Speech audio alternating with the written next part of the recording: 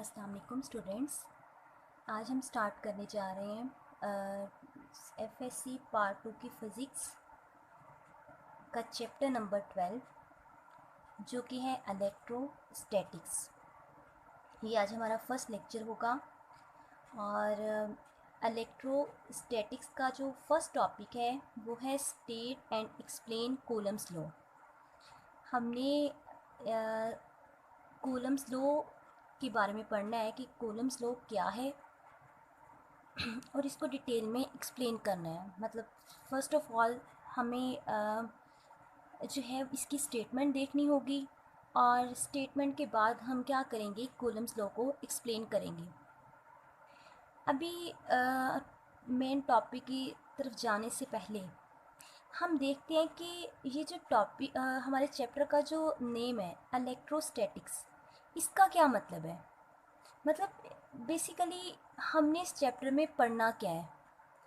तो अगर हमें ये पता चल जाए कि जो है चैप्टर में एक्चुअली हमने पढ़ना क्या है, हमारे चैप्टर का नाम क्या है, उसकी समझ आ जाए तो फिर हम इजीली उस चैप्टर को जो है वो अंडरस्टैंड कर सकते हैं। तो चलिए देखते हैं कि इलेक्ट्रोस्टैटिक्स क्या है। बेटा अगर हम वर्ड इलेक्ट्रोस्टैटिक्स पर गौर करें तो ये टू वर्ड्स का कॉम्बिनेशन है, इलेक्ट्रो और स्टैटिक्स। इलेक्ट्रो चार्जेस को बोलते हैं और स्टैटिक्स का मतलब है रेस्ट, एट रेस्ट। अगर दोनों को कंबाइन करके पढ़ा जाए तो इसका ये मतलब बनता है ऐसे चार्जेस जो रेस्ट पर हों।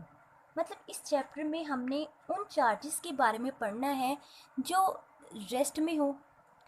तो इसकी डेफिनेशन देखते हैं। Branch of physics which deals with the study of charges at rest under the influence of the electric forces. Physics की वो ब्रांच जो चार्जेस को स्टडी करती है, लेकिन कौन से चार्जेस, वो चार्जेस जो रेस्ट में हों। फिज़िक्स की वो ब्रांच जो ऐसे चार्जेस को स्टडी करती है जो रेस्ट में हो और इसके साथ क्या है, under the influence of the electric forces, और वो इलेक्ट्रिक फोर्सेस के ज़ेरे असर हो। अब इस डेफिनेशन की तो समझ आ गई कि इलेक्ट्रोस्टैटिक फिज़िक्स की वो ब्रांच है जिसमें हम चार्जेस को स्टडी करते हैं जो कि रेस्ट में होते हैं। लेकिन इसमें दो टर्म्स यूज़ हुई हैं, एक चार्जेस और सेकंड है इलेक्ट्रिक फोर्सेस। देखते हैं कि चार्जेस क्या चीज़ हैं और इलेक्ट्रिक फोर्सेस क्या है। ठीक है, तो फर्स्ट ऑफ ऑल चार्ज के बारे में पढ़ते हैं कि चार्ज क्या है। बेसिकली ना इस पूरे चैप्टर में हमने चार्ज को यूज़ करना है, तो हमें पता होना चाहिए चार्ज क्या है। इसके साथ साथ हमने इलेक्ट्रिक फोर्सेस को भी स्टडी करना है, तो चार्जेस के साथ साथ इलेक्ट्रिक फोर्सेस के बारे में भी हमें पता होना चाहिए। अगर हमें चार्ज और इलेक्ट्रिक फोर्सेस के बारे में पता चल जाए तो बेटा ये हमारी डेफिनेशन कंप्लीट हो जाएगी। और जब डेफिनेशन कंप्लीट हो जाएगी तो हमें समझ आ जाएगी कि हमने इस चैप्टर में एक्चुअली पढ़ना क्या है। चलिए चार्ज क्या है। Charge is the intrinsic property of fundamentals particles. Charge क्या है, ये फंडामेंटल पार्टिकल्स की इंट्रिंसिक प्रॉपर्टी है। या आप ये कह सकते हो कि चार्ज जो है वो मैटर की प्रॉपर्टी है। किस तरह, अब हमें पता है मैटर जो है वो एटम्स, इलेक्ट्रॉन्स और प्रोटॉन से मिलके बनी हुई है। ठीक है, एटम, मैटर के अंदर क्या होते हैं, एटम्स, और एटम्स के अंदर क्या है, इलेक्ट्रॉन्स, प्रोटॉन्स, न्यूट्रॉन्स। अगर देखा जाए तो इलेक्ट्रिकली इन पे चार्ज होता है। प्रोटॉन को देखते हैं तो प्रोटॉन पर पॉजिटिव चार्ज है, इलेक्ट्रॉन को देखते हैं तो इलेक्ट्रॉन पर नेगेटिव चार्ज है, और जो कि न्यूट्रॉन है वो इटसेल्फ न्यूट्रल है। ठीक है, उस पर कोई भी चार्ज नहीं होता। तो चार्ज जो है वो इंट्रिंसिक प्रॉपर्टी है फंडामेंटल पार्टिकल्स की या फिर मैटर की। और इसकी रीज़न यही है कि एटम, मैटर जिन पार्टिकल्स के मिलने से बनी होती है, मिलके बनी है, उस पर भी कोई ना कोई चार्ज है। तो इस वजह से हम कहते हैं कि चार्ज क्या है, इंट्रिंसिक प्रॉपर्टी है, मतलब पार्टिकल की अपनी एक प्रॉपर्टी है, मतलब नेचुरली ऐसा होता है। अब चार्जेस की टू टाइप्स हैं। अगर हम चार्जेस की टाइप्स या काइंड्स को डिस्कस करें तो बेटा ये जो है दो तरह के होते हैं, पॉजिटिव चार्ज और नेगेटिव चार्ज। ठीक है, अगर पॉजिटिव चार्ज की एग्जांपल देखना चाहें तो इसमें प्रोटॉन आ जाता है और नेगेटिव चार्ज में क्या आ जाता है, इलेक्ट्रॉन। ठीक है। चार्जेस जो हैं वो टू टाइप्स के होते हैं, positive and negative charges. Positive charge की एग्जांपल में प्रोटॉन आ जाता है क्योंकि प्रोटॉन के ऊपर पॉजिटिव चार्ज होता है, और अगर हम नेगेटिव चार्ज की बात करते हैं तो उसमें इलेक्ट्रॉन आ जाएगा क्योंकि इलेक्ट्रॉन पर नेगेटिव चार्ज होता है। अब इलेक्ट्रोस्टैटिक की डेफिनेशन में जो सेकेंड टर्म थी वो इलेक्ट्रिक फोर्सेस थी। अब देखना है कि इलेक्ट्रिक फोर्सेस कौन सी फोर्सेस होती हैं। अब देखिए बेटा, the force which holds the negative and positive charges that make up atoms। वो फोर्सेस जो एटम जो पॉजिटिव और नेगेटिव चार्जेस को कंबाइन करती है, वो फोर्सेस जो पॉजिटिव और नेगेटिव चार्जेस को होल्ड करती है। मतलब ऐसी फोर्सेस जो पॉजिटिव और नेगेटिव चार्जेस को आपस में जोड़े और जिनके जुड़ने से क्या हो, एटम बनता हो। ठीक है।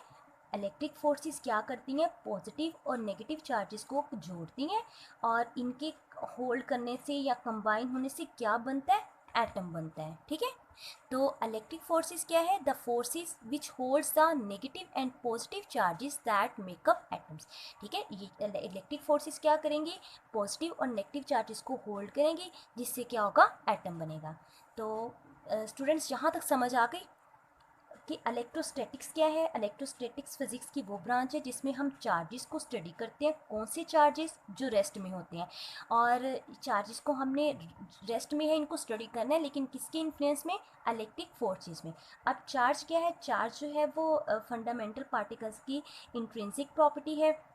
ये टू टाइप्स के होते हैं, पॉजिटिव और नेगेटिव। और इलेक्ट्रिक फोर्सेस क्या है, वो फोर्सेस जो नेगेटिव और पॉजिटिव चार्जेस को होल्ड करती हैं और एटम को बनाती हैं, उनको क्या बोलते हैं, इलेक्ट्रिक फोर्सेस।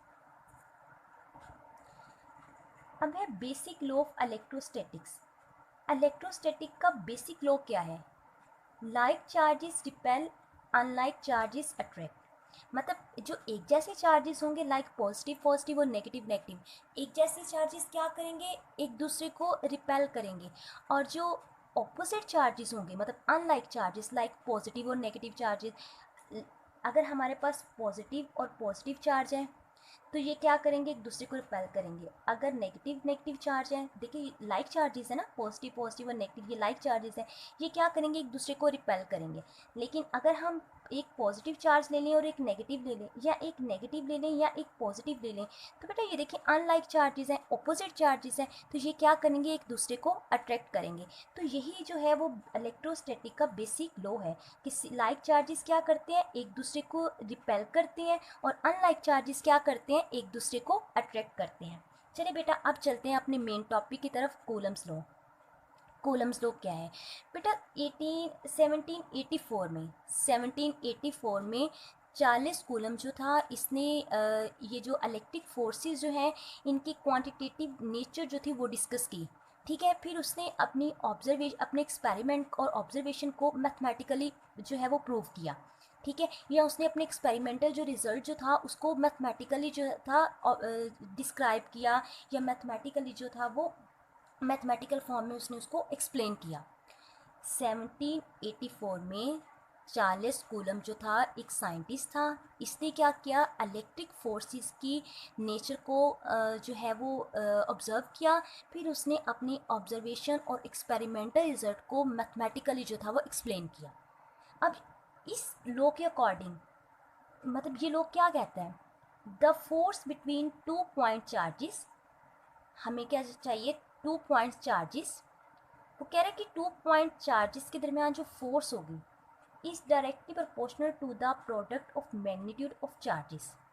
उसने कहा है कि 2 पॉइंट चार्जेस के दरमियान जो फोर्स होगी वो डायरेक्टली प्रोपोर्शनल होगी इन पॉइंट चार्जेस के मैसेस के जो है मैग्नीट्यूड के, directly proportional and inversely proportional to the square of the distance between them.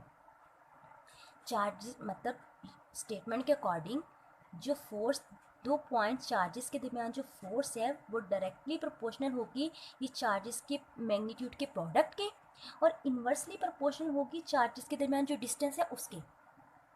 ठीक है। फोर्स जो है वो डायरेक्टली प्रोपोर्शनल होगी चार्जेस की मैग्नीट्यूड के प्रोडक्ट के मैग्नीट्यूड के डायरेक्टली और चार्जेस के दरमियान जो डिस्टेंस होगा उसके स्क्वायर के इन्वर्सली प्रोपोर्शनल होगी। देखिए, सपोज करते हैं कि हमारे पास ये दो चार्जेस हैं, हमने पॉइंट चार्जेस लिए हैं। ठीक है, कौन से चार्जेस लेने हैं? पॉइंट चार्जेस लेने हैं। बेटा पॉइंट चार्जेस ऐसे चार्जेस को मतलब ऐसा चार्ज जिसका मैस बहुत कम हो, ठीक है, और जिसकी डायमेंशन ना कोई हो। ऐसा चार्ज जिसका मैस बहुत कम हो और वो डायमेंशन लेस हो, तो ऐसे चार्ज को हम पॉइंट चार्ज बोलते हैं।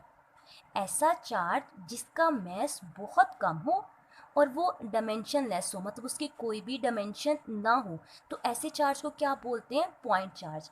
हमने 2 पॉइंट चार्जेस ले लिए, ये हमने लाइक चार्जेस लिए हैं। ठीक है बेटा, एक हमारे पास ये पॉइंट चार्ज है, एक हमारे पास ये पॉइंट चार्ज है। ये चार्ज जो है ये भी पॉजिटिव है, ये भी पॉजिटिव है। ठीक है, लाइक चार्जेस लिए हैं। अब कूलम लॉ के अकॉर्डिंग जो फोर्स ऑफ अट्रैक्शन, मतलब जो फोर्स होगी, वो फोर्स जो है वो अट्रैक्टिव भी हो सकती है, रिपल्सिव मतलब रिपल्सिव फोर्स भी हो सकती है। ठीक है, रिपल्सिव फोर्स भी हो सकती है, अट्रैक्टिव भी हो सकती है, डिपेंड करता है चार्जेस की नेचर क्या है। अगर लाइक चार्जेस होंगे तो इन चार्जेस के दरमियान जो फोर्स होगी वो जो है वो रिपल्सिव होगी। अगर अनलाइक चार्जेस हैं तो इनके दरमियान जो फोर्स होगी वो अट्रैक्टिव होगी। ठीक है, ये जो ऊपर हमने जिस फोर्स का जिक्र किया है कि जो फोर्स डायरेक्टली प्रोपोर्शनल होगी चार्जेस की मैग्नीट्यूड के, वो फोर्स अट्रैक्टिव भी हो सकती है और रिपल्सिव भी हो सकती है। डिपेंड करता है कि हमने चार्जेस कौन से लिए हैं। अगर लाइक चार्जेस होंगे तो फोर्स जो होगी वो रिपल्सिव होगी, और अगर अनलाइक चार्जेस लिए हैं तो जो फोर्स होगी वो क्या होगी? अट्रैक्टिव होगी। अब कूलम्स लॉ के अकॉर्डिंग जो फोर्स है वो डायरेक्टली प्रोपोर्शनल होगी, फोर्स जो है वो डायरेक्टली प्रोपोर्शनल होगी पॉइंट चार्जेस की मैग्नीट्यूड के प्रोडक्ट की। ठीक है, हमने क्या लिया? हमारे पास 2 पॉइंट चार्जेस थे, Q1 Q2। हमने ये चार्जेस की मैग्नीट्यूड ली और उनको मल्टीप्लाई कर दिया, मतलब हमारे पास चार्जेस की मैग्नीट्यूड का प्रोडक्ट आ गया। हमने यही कहा कि ये जो फोर्स है वो डायरेक्टली प्रोपोर्शनल होगी चार्जेस के प्रोडक्ट, चार्जेस के मैग्नीट्यूड के प्रोडक्ट के, और यही फोर्स जो है वो इन्वर्सली प्रोपोर्शनल होगी चार्जेस के दरमियान जो डिस्टेंस है उसके स्क्वायर के। ये चीज़ मैं अभी आपको समझाती हूँ। देखिए बेटा, ये हमारे पास 2 पॉइंट चार्जेस हैं, ये Q1 है, ये हमारे पास Q2 है। अब दोनों ये जो दोनों चार्जेस लिए हुए हैं ये लाइक चार्जेस हैं, दोनों पर क्या है? पॉजिटिव चार्ज है। अब Q1 के मतलब चार्ज Q1 के सेंटर से चार्ज Q2 के सेंटर तक के डिस्टेंस को हम R से रिप्रेजेंट कर रहे हैं। ठीक है, Q1 के सेंटर से Q2 के सेंटर तक के डिस्टेंस को हम R से रिप्रेजेंट कर रहे हैं, मतलब Q1 और Q2 के दरमियान जो डिस्टेंस है वो क्या है? R है। अब ये है कि यहाँ मैंने फोर्स लगाई हुई है F12। अब ये कौन सी फोर्स है बेटा? F12 का मतलब है कि चार्ज Q1 पर फोर्स लग रही है चार्ज Q2 की वजह से। F12 का मतलब क्या है? Force exerted by charge Q2 on charge Q1।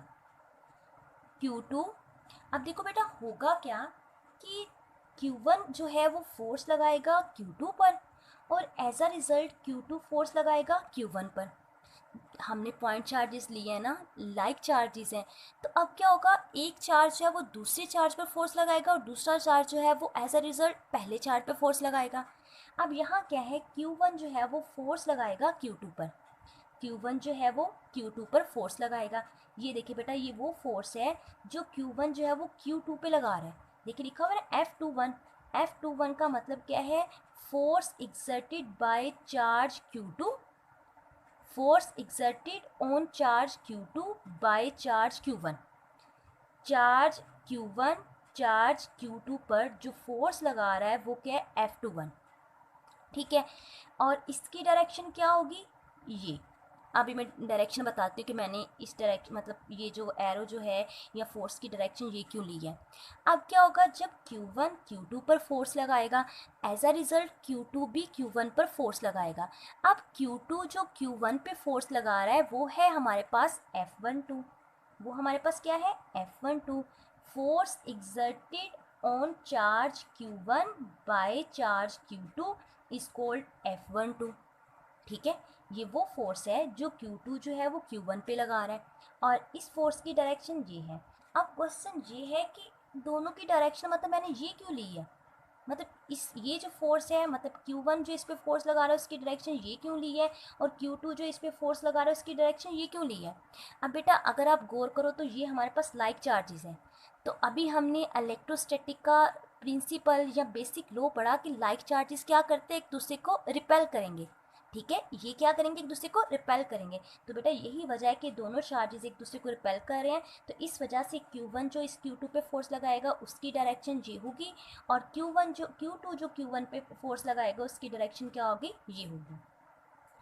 Hope so यहाँ तक आपको समझ आ गई होगी।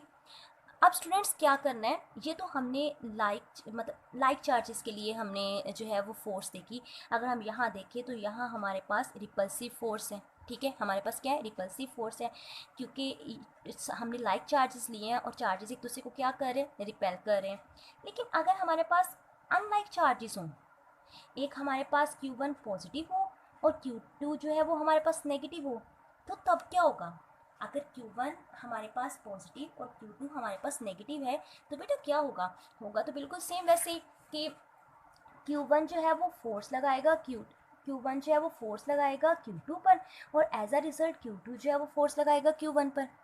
अब Q1 जो Q2 पर फोर्स लगा रहा है वो है F21, मतलब force exerted on charge Q2 bye charge Q1, और एज अ रिजल्ट Q2 जो है वो Q1 पर फोर्स लगाएगा। ठीक है, Q1 क्या करेगा, Q2 क्या करेगा, Q1 पर फोर्स लगाएगा, क्योंकि आपने न्यूटन का थर्ड लॉ पढ़ा हुआ है, action and reaction are equal. मतलब अगर एक्शन है तो डेफिनेटली उसका रिएक्शन भी होगा। अगर Q1 ने Q2 पर फोर्स एक्सर्ट किया तो ये एक्शन था, तो रिएक्शन के तौर पे क्या होगा, Q2 जो है वो Q1 पर अगेन फोर्स लगाएगा। ठीक है, Q2 क्या है, Q1 पर फोर्स लगाएगा। अब Q1 जो Q2 पे फोर्स लगा रहा है वो F21 है, और इसकी डायरेक्शन क्या है, ये। जब Q2 Q1 पर फोर्स लगाएगा वो हमारे पास होगी F12, और इसकी डायरेक्शन ये है। और अब चार्जेस के सेंटर से, मतलब चार्जेस के सेंटर से अगर डिस्टेंस मेजर करूँ तो वो हमारे पास क्या आएगा, R आएगा। ठीक है, डिस्टेंस मेजर करूँ तो वो क्या आएगा, R आएगा। तो अब फोर्सेस की डायरेक्शन चेंज हो गई। अब इसके पीछे रीज़न क्या है, क्योंकि बेटा यहाँ अब क्या हो रहा है, यहाँ अनलाइक चार्जेस हैं, तो हमें पता है कि अनलाइक चार्जेस क्या करते हैं, एक दूसरे को अट्रैक्ट करते हैं। तो यही वजह है कि ये फोर्सेस की डायरेक्शन जो है वो इस तरफ है। अब न्यूटन की ये कूलम्स के लॉ के अकॉर्डिंग जो फोर्स होगी वो अट्रैक्टिव भी हो सकती है, रिपल्सिव भी हो सकती है, डिपेंड करता है कि हमने चार्जेस कौन से लिए हैं। लाइक चार्जेस होंगे तो रिपल्सिव फोर्स, लाइक चार्जेस होंगे तो रिपल्सिव फोर्स, अनलाइक चार्जेस होंगे तो अट्रैक्टिव फोर्स। ओके, अब देखिए कूलम्स लॉ के अकॉर्डिंग फोर्स जो है वो डायरेक्टली प्रोपोर्शनल होगी चार्जेस की मैग्नीट्यूड के प्रोडक्ट के, और इन्वर्सली प्रोपोर्शनल होगी इनके दरमियान जो डिस्टेंस है। अब जाहिर सी बात है बेटा, अगर यहाँ से यहाँ तक का डिस्टेंस आ रहा है तो डेफिनेटली यहाँ से यहाँ तक का डिस्टेंस भी आर होगा।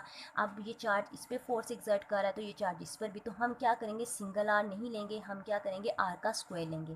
बेटा ये हमारे पास इक्वेशन 1 होगी, ये हमारे पास क्या होगी 2। अब हम क्या करेंगे, 1 और 2 को कंपेयर करेंगे, कंपेयर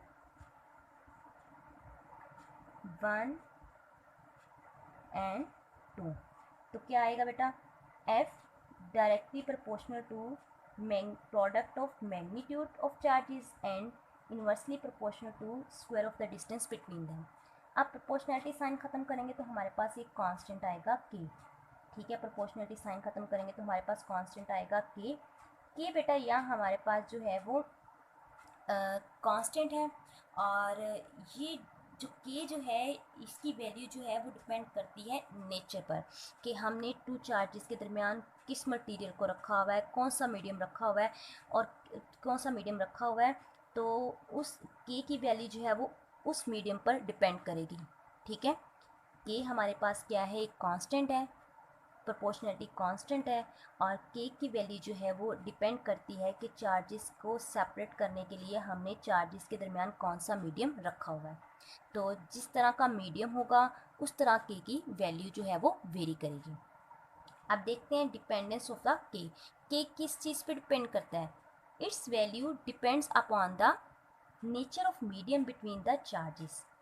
ठीक है, के की वैल्यू जो है वो डिपेंड करती है कि हमने चार्जेस के दरमियान किस किस्म का मीडियम रखा हुआ है। जिस टाइप का मीडियम होगा उस मतलब वैसे ही के की वैल्यू जो है वो वेरी करेगी। फॉर फ्री स्पेस, अब फ्री स्पेस के लिए जो के है वो इक्वल आएगा 1/4πε0। अगर हम फ्री स्पेस की बात करते हैं तो बेटा के की वैल्यू क्या आएगी 1/4πε0। ये जो एप्सिलॉन नॉट है ये क्या है, capability of vacuum to permit electric field.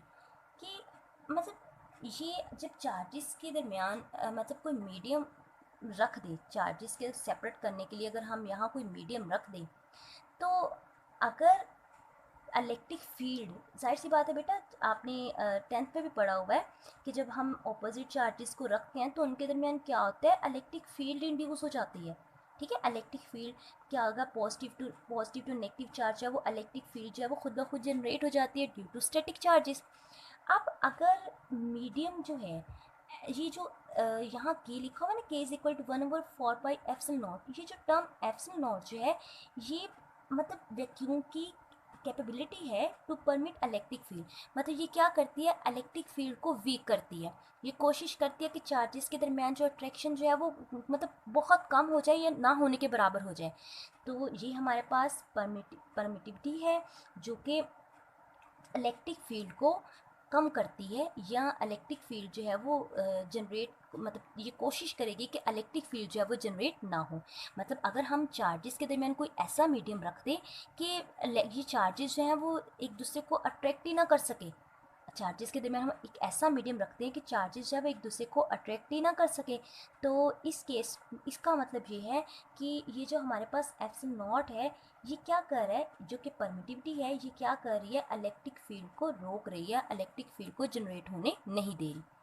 देखिए wear epsilon is the permittivity of free space. ठीक है, ये फ्री स्पेस की परमिटिविटी है, इसका काम क्या है, इलेक्ट्रिक फील्ड को रोकना। मतलब ये क्या करेगी, इलेक्ट्रिक फील्ड जो है उसको कम करेगी। It's value is 8.85 into 10⁻⁻12 coulomb square पर न्यूटन पर मीटर स्क्वायर। ठीक है, ये हमारे पास एप्सिलॉन की वैल्यू आ गई। अब बेटा यहाँ इस इक्वेशन में वैल्यू पुट कर देते हैं। 4 जो है वो एज इट इज़ पाई हमें पता है 3.14 के इक्वल आता है, और एप्सिलॉन की जगह पुट कर देंगे 8.85 इंटू 10⁻12 कूलम स्क्वायर पर न्यूटन पर मीटर स्क्वायर आ जाएगा। ठीक है, ये हमने वैल्यूज पुट की। तो बेटा जब हम इसको सॉल्व करेंगे तो हमारे पास सोल्यूशन आएगा 9 इंटू 10⁻9 न्यूटन मीटर स्क्वायर पर कूलम। अब के की वैल्यू हमारे पास आ गई, तो क्या हम के की वैल्यू इस इक्वेशन में पुट कर सकते हैं। इसको हम क्या देते हैं कि ये हमारे पास क्या है, इक्वेशन नंबर 3। ये हमारे पास क्या है, इक्वेशन नंबर 3। अब देखिए के की वैल्यू हमारे पास आ गई है 9 इंटू 10⁻9 न्यूटन मीटर स्क्वायर पर कूलम। तो सबसे पहले तो हम यहाँ के की वैल्यू पुट कर देते हैं। तो बेटा यहाँ लिखेंगे F इज इक्वल टू, हमारे पास क्या था, F इज इक्वल टू के Q1 Q2 over R square. यहाँ आप के की वैल्यू पुट करने लगी हूँ। F is equal to 1/4πε0 Q1 Q2 over R square. हमने क्या किया, के की वैल्यू पुट कर दी। अब बेटा पीछे तक हमारा जो है कूलम्स लॉ जो है वो कंप्लीट हो गया, और हमने क्या किया, के की वैल्यू जो है वो भी उसमें इंसर्ट कर दी। ठीक है, अब हमने क्या करना है, अब हमने vector form of Coulomb's law पढ़नी है कि मतलब कूलम्स लॉ को वेक्टर फॉर्म में कैसे रिप्रेजेंट किया जा सकता है। Coulomb force is mutual force. याद रखना कि कूलम फोर्स जो है वो एक म्यूचुअल फोर्स है। अब म्यूचुअल फोर्स का यहाँ क्या मतलब है, म्यूचुअल फोर्स का मतलब ये है कि अगर चार्ज Q1 Q2 पर फोर्स एग्जर्ट करता है, अगर चार्ज Q1 Q2 पर फोर्स एग्जर्ट करते हैं तो एज अ रिज़ल्ट क्या होगा, Q2 जो है वो भी Q1 पर एक फोर्स एग्जर्ट करेगा, लेकिन दोनों फोर्सेस की मैग्नीट्यूड जो है वो सेम होगी, लेकिन डायरेक्शन क्या होगी, ऑपोजिट होगी। यही वजह है कि हम कूलम फोर्स को क्या बोलते हैं, म्यूचुअल फोर्स बोलते हैं। म्यूचुअल फोर्स की रीज़न क्या है कि अगर चार्ज Q1 Q2 पर फोर्स लगाएगा तो एज अ रिज़ल्ट Q2 जो है वो भी Q1 पर फोर्स लगाएगा। फोर्सेस की मैग्नीट्यूड तो सेम होगी लेकिन डायरेक्शन क्या होगी, ऑपोजिट होगी। चलिए स्टार्ट करते हैं। ये जो हमने यहाँ अगेन पॉइंट चार्जेस ले लिए, ये हमारे पास पॉइंट चार्ज Q1 है और ये हमारे पास पॉइंट चार्ज Q2 है। अब होगा क्या कि चार्ज Q1 जो है, पॉइंट चार्ज Q1 जो है वो चार्ज Q2 पर फोर्स एक्सर्ट करेगा इस डायरेक्शन में, ठीक है। ये जो हमारे पास F21 है, F21 वो फोर्स है जो चार्ज Q1 Q2 पर लगा रहा है, ठीक है। F21 कौन सी फोर्स है जो चार्ज Q1 Q2 पर लगाएगा, वो F21 है। और इसके साथ में लिखा हुआ है R21। तो यहाँ ये जो R21 है ये यूनिट वेक्टर है। ये क्या है हमारे पास, यूनिट वेक्टर। आपको पता है यूनिट वेक्टर का क्या काम होता है, डायरेक्शन बताना। यूनिट वेक्टर क्या काम करते हैं, डायरेक्शन बताते हैं। ये आप फर्स्ट ईयर में पढ़ चुके हो। और यूनिट वेक्टर की डायरेक्शन क्या होगी, यूनिट वेक्टर की डायरेक्शन वही होगी जिस डायरेक्शन में फोर्स लग रही होगी। अगर फोर्स की डायरेक्शन ये है तो यूनिट वेक्टर की डायरेक्शन भी ये होगी। अब अगेन Q1 और Q2 के दरमियान डिस्टेंस क्या है, R। अब अगर हम इसके लिए फॉर्मूला लिखना चाहें तो हम लिख सकते हैं कि F21 force exerted by charge Q1 on charge Q2 is equal to 1/4 pi epsilon naught. बेटा पीछे वाली जो भी आपने जो है इक्वेशन लिखी है ना, वही हम लिखने जा रहे हैं। 1/4 पाई एप्सिलॉन नॉट, ये K की वैल्यू, फिर Q1 Q2 ओवर R², और साथ बस हम क्या करेंगे, यूनिट वेक्टर लिख देंगे, ठीक है। ये साथ इससे क्या आ जाएगा, यूनिट वेक्टर आ जाएगा R21। ये यूनिट वेक्टर है किसका, unit vector directed from Q1 to Q2। देखिए यहाँ लिखा हुआ है 21, तो इसका मतलब है Q1 से ये Q2 तक है। उसके बाद क्या होगा, मैंने अभी आपसे कहा कि कूलम फोर्स जो है वो म्यूचुअल फोर्स है। अगर Q1 ने Q2 पर फोर्स एक्सर्ट किया तो एज अ रिजल्ट Q2 जो है वो Q1 पे फोर्स एक्सर्ट करेगा। तो बेटा जब Q2 जो है वो Q1 पर फोर्स एक्सर्ट करेगा तो उस फोर्स को हम रिप्रेजेंट करेंगे F21 के साथ, ठीक है। हम इसको कैसे रिप्रेजेंट करेंगे, F21 के साथ। अब ये वो फोर्स है जो Q2 जो है वो Q1 पे लगा रहा है। बेटा जिस चीज़ ने फोर्स लगानी है उसको पहले मेंशन करना है और जिस पे लगनी है उसको बाद में। देखिए F21 का मतलब 2 पर फोर्स लग रही है, किसकी वजह से, 1 की वजह से। और चार्जेस के सेंटर तक का जो डिस्टेंस है वो क्या है, R। अब देखिए यहाँ अगेन मैंने R21 लिखा हुआ है। ये क्या है, unit vector directed Q2 Q1। यहाँ Q1 टू Q2 था, मतलब यूनिट वेक्टर था फ्रॉम Q1 टू Q2। और यहाँ R21 भी अगेन यूनिट वेक्टर है, लेकिन ये Q2 से Q1 तक है। और बेटा देखिए इसकी डायरेक्शन भी ये है। याद रखना यूनिट वेक्टर की डायरेक्शन वही होगी जिस डायरेक्शन में फोर्स लग रही होगी। देखिए फोर्स की अगर डायरेक्शन ये है तो यूनिट वेक्टर की डायरेक्शन भी ये होगी। बेटा अगर हम इसके लिए इक्वेशन लिखना चाहें तो हम लिख सकते हैं F12 force exerted by charge Q2 on charge Q1 is equal to 1/4 pi epsilon naught Q1 Q2 over R2 R², और साथ इसका यूनिट वेक्टर आ जाएगा, ठीक है।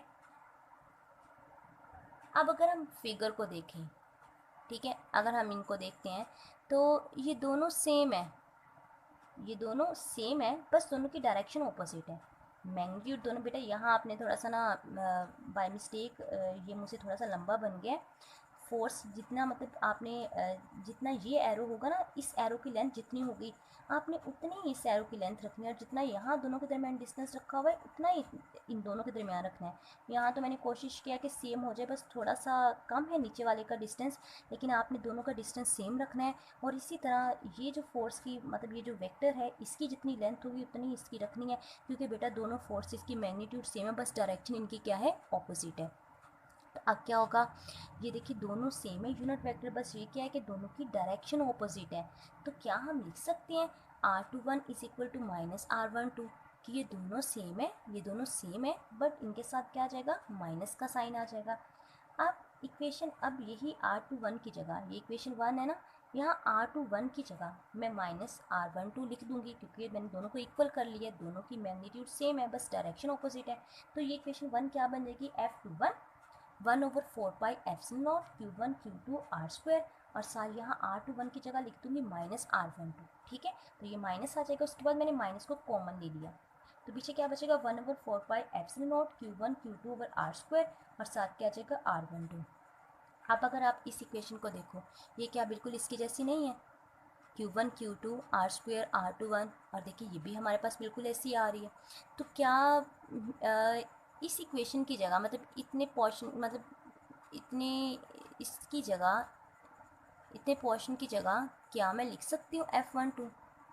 क्या मैं कह सकती हूँ कि ये जो चीज़ है, ये जो इतनी चीज़ है, ये F12 के इक्वल है? डेफिनेटली बेटा ये F12 के इक्वल है, minus sign as it is, और साथ क्या आ जाएगा F12। और इससे हमें क्या पता चल रहा है कि ये जो टू फोर्सेस जो हैं दोनों की मैग्नीट्यूड सेम है। ये देखिए मैंने इसकी जगह क्या किया, F12 पुट कर दिया। अब अगर हम इसको देखें तो इससे ये समझ आ रही है कि ये फोर्स जो है वो इस फोर्स के इक्वल है बट इन ऑपोजिट डायरेक्शन, क्योंकि इसके साथ क्या आ गया, माइनस साइन। तो इसलिए हम कह सकते हैं Coulomb's law is in accordance with Newton's third law of motion. इसका मतलब है कि कूलम जो लॉ जो है वो न्यूटन के थर्ड लॉ के अकॉर्डिंग है। होप सो स्टूडेंट्स आपको यहाँ तक समझ आ गई होगी। अगर किसी चीज़ की समझ ना आए तो आप कमेंट करके पूछ सकते हैं। ओके स्टूडेंट्स, टेक केयर, अल्लाह हाफिज़।